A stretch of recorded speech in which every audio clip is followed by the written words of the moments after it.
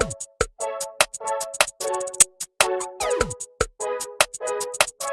everybody, welcome back to Drug Talk. As always, I'm your host, Garrett Campbell. In today's video, I want to compare two medications that are antidepressants, known as fluoxetine, or Prozac, and escitalopram, or Cipralex. Another brand name for Cipralex would be Lexapro in the United States. And before I talk about the medication themselves, just keep in mind that this channel is for information purposes only, and not to be used as a source for recommendations for your personal health care. Now, I've put together some slides to go over this information, so let's just jump right into it. So before we get into the details of discussing these two medications, I just wanted to quickly show you a diagram or image of what these medications may look like if you were to receive them. On the left here, we have brand name Prozac, which are half green, half white capsules. And on the right, we have Cipralex, or Lexapro, or escitalopram. And these are typically white, round tablets. So the first thing to really talk about when discussing the difference between two medications would be the pharmacokinetics, or what the body does to the medication after somebody took a dose.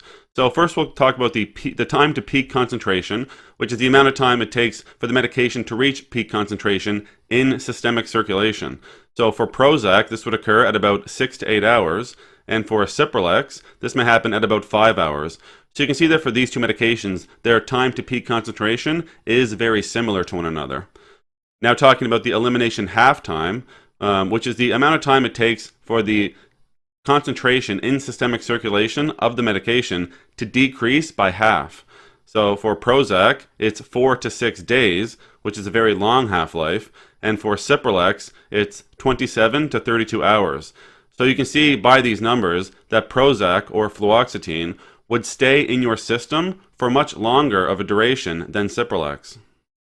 We'll now discuss the side effects of Prozac and then compare those to the side effects of Cipralex. So starting here with some common side effects of Prozac, we may see diarrhea 8% to 18% of the time.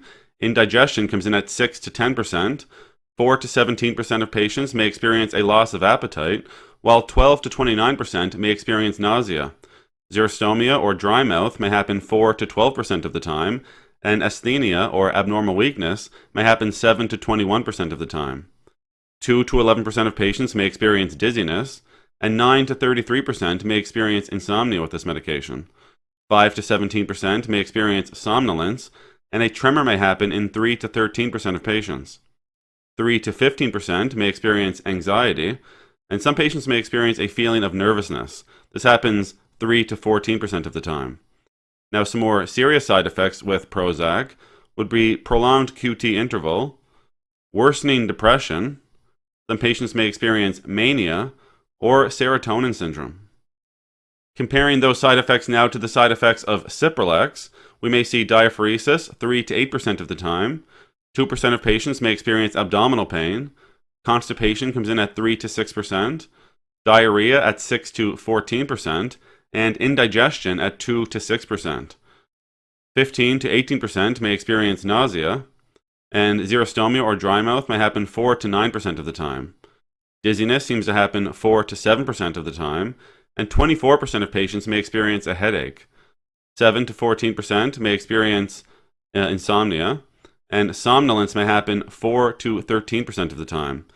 Some patients may experience a range of sexual side effects, and fatigue happens 5 to 8% of the time. 56% of patients, if the medication is stopped incorrectly, may experience withdrawal symptoms. Now, some more serious side effects with Cipralex would be, again, worsening of depression, suicidal thoughts, or serotonin syndrome. Next, we'll discuss some uses and dosing for Prozac and then compare them again to Cipralex. So if this medication was being used for major depressive disorder, we may see an initial dose of 20 milligrams orally once daily in the morning, and the patient would have the option to increase the daily dose after several weeks if inadequate response was a situation for them. Now, the maximum dose in this situation for Prozac would be 80 milligrams per day. In obsessive compulsive disorder, we may see, again, an initial dose of 20 milligrams per day taken orally, and then the patient may increase by 20 milligrams per day once every week to a usual target dose of 40 to 60 milligrams per day. The max dose in this situation, in obsessive compulsive disorder, would be 80 to 120 milligrams per day. For premenstrual dysphoric disorder, we would use a brand of this medication called Seraphim, and they would be tablets. A patient would use 20 milligrams orally once daily, continuously, or they could use 20 milligrams orally once daily intermittently, starting 14 days prior to anticipated onset of menstruation, and continue daily through the first full day of menses. The maximum dose in this situation would be 80 milligrams per day. For panic disorder, the initial dose would be lower this time, starting at 10 milligrams orally once daily for 1 week, and then the patient would increase to 20 milligrams per day. Some patients with panic disorder may require an increase up to 60 milligrams per day. We'll now compare the uses and dosing of Prozac to that of Cipralex.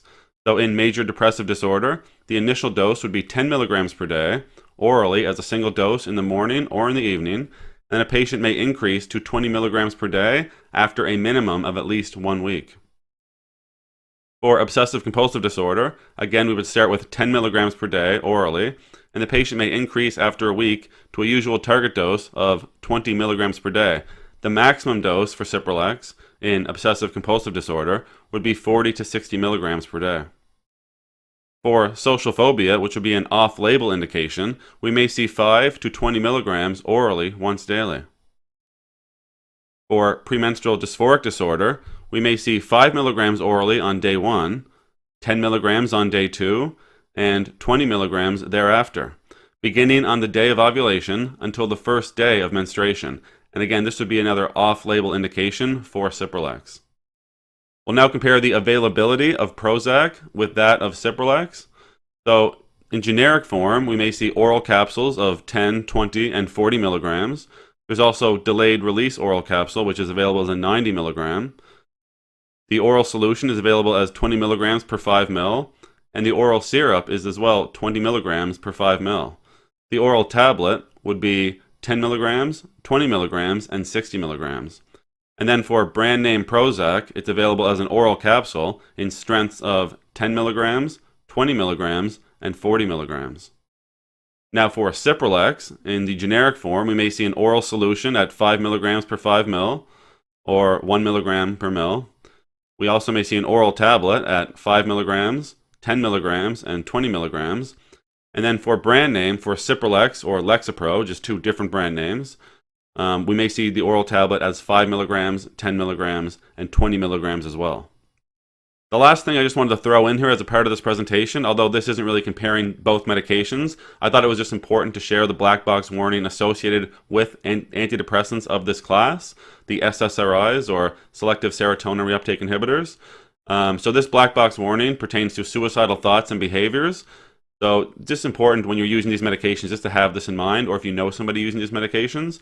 So there's an increased risk of suicidal thoughts and behaviors in pediatric and young adult patients taking antidepressants. Therefore, we should closely monitor all antidepressant treated patients for clinical worsening and emergence of suicidal thoughts and behaviors. So I just wanted to put that out there, as I think it's important information for anybody using these medications, so just keep that in mind with antidepressant use. All right, everybody, that's all we're going to talk about today, comparing Prozac and Cipralex or Lexapro. As always, I'm very thankful you took the time to come by and watch one of my videos. If you found the information valuable and you'd like to help grow this channel, remember you can like the videos, share the videos, and most importantly, subscribe to the YouTube channel. There's also some links in the description you can check out as well. So for today, take care.